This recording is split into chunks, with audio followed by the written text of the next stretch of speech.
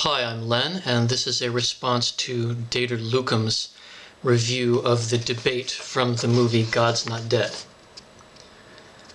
I could have posted this in the threads, but I believe challenging people is a compliment. You like challenging what you've seen. I like challenging what I've seen.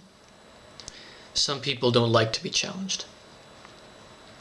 I'd like to address some questions your video raises because I believe debates are worthwhile. You seem to find this particular debate disingenuous, or else you think they are a waste of time because which side you are on is what makes your argument skilled or unskilled, so discussion is pointless. I'm not clear on whether you want to see better arguments from the other side. You think this movie raises more questions than it answers. I think your video raises more questions than it answers. So, whatever you think of this movie, let's measure yourself by the same stick.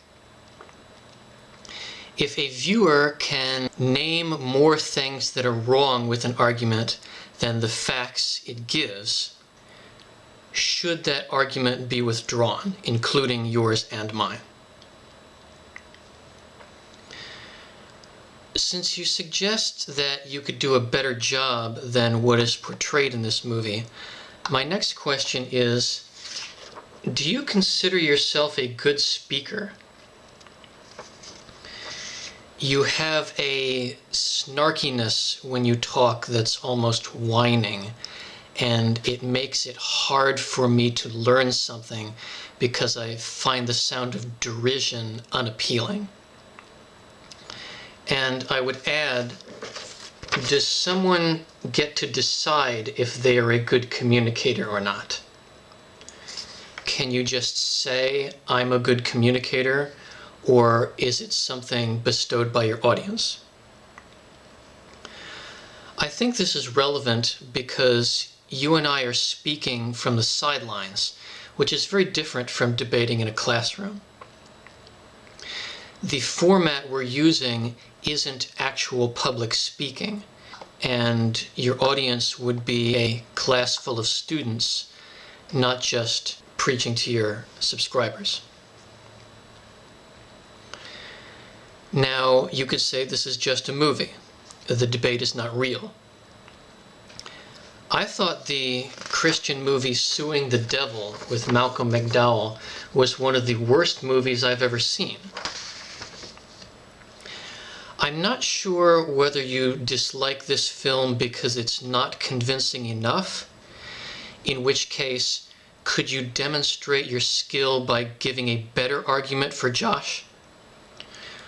Or would you just rewrite this movie so that he loses and is humiliated, in which case it would still be very one-sided?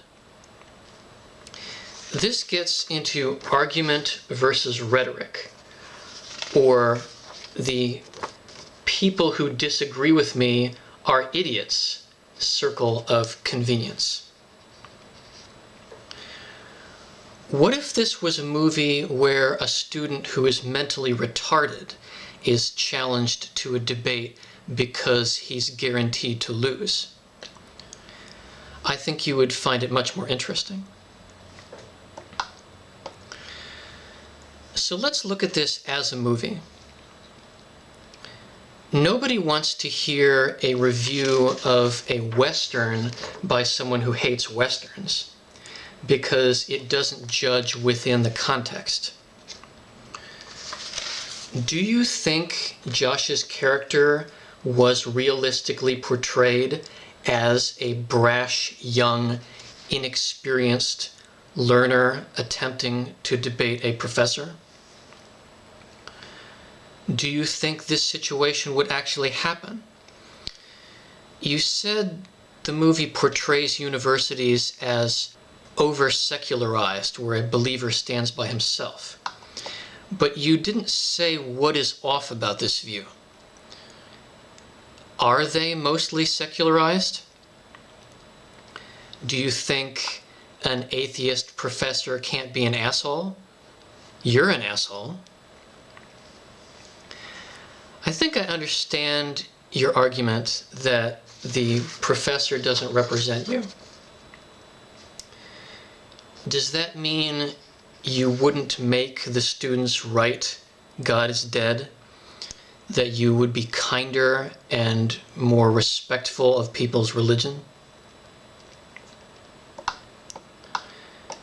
This gets into Josh's statement that the professor is taking away the student's right to choose.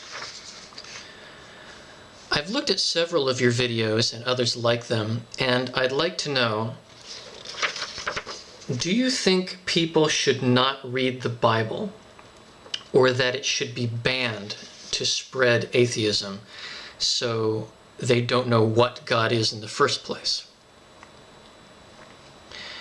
You said there are misconceptions. I think it's a misconception that there's nothing in here that would interest an atheist or make them a better arguer.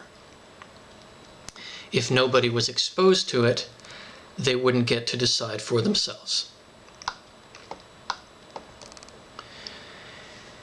You make an admission that believers like Josh believe they are promoting reason, because if you did nothing but cry foul, you don't know why a student stands up and does this or feels compelled to take on such a task. Instead of me trying to outdo your statement, this is the best they've got, which would be putting words into a movie that aren't there, I prefer to point out things that are very simple as I see them. The reason a student has the conviction to stand up to someone like this, regardless of how gifted they are or what the outcome is because they believe there is a greater wisdom and understanding than their own thoughts, which psychologically is a huge strength in life and a much greater step than empirical verification, where you only believe what you see. It allows people with very different opinions to get along. It's passed on from parent to child. The child learns from his own experience things like, I was wrong to despair in this situation by thinking my life is only in my own hands. Or, temptation leads to a bad place. Even thinking about it leads to a bad place. Until he is walking a narrow path that improves himself. So, if you were to say, it's not really wisdom if you believe in certain things, it changes the debate from what it actually is. It would be a mistake for someone not to follow the truths in their life. If you substitute some other word for truth, it changes the definition of what someone means when they say something is true or not to a standard that is different from yours. For example, I can name 3 kinds of verification of facts that are not empirical, which I believe has limits. If I were to name them, I believe you would skip over the question of whether one person's validation is better than another and go straight to the I find that ridiculous argument. Although I think Josh's final argument, how can you hate someone that doesn't exist, is a valid question, you'd have every right to say, if all this is so, why aren't the arguments better than they are? I have a theory just to explain this to myself. It's not perfect. Tell me what you think of it. Maybe Christians arguing with atheists isn't the best thing they could be doing because of the huge differences. instead of people agreeing to disagree, it's you have no argument. Your proof is not proof because we're in my world. There is no impartial audience. A good representative is loyal, so when you respond to everything with, but there is no God, you're fishing to get them to deny their entire basis, as if you were arguing whether an apple is sitting on a table. This is why a vast majority of believers don't bother with atheists. They don't know much about them or what to say. I've never seen or heard anything that would make me want to be one. I don't know what their positions are on anything besides naysaying. I never know how these are going to be received or if there will be a response. You seem like someone who would respond. Thanks for listening. Keep the faith.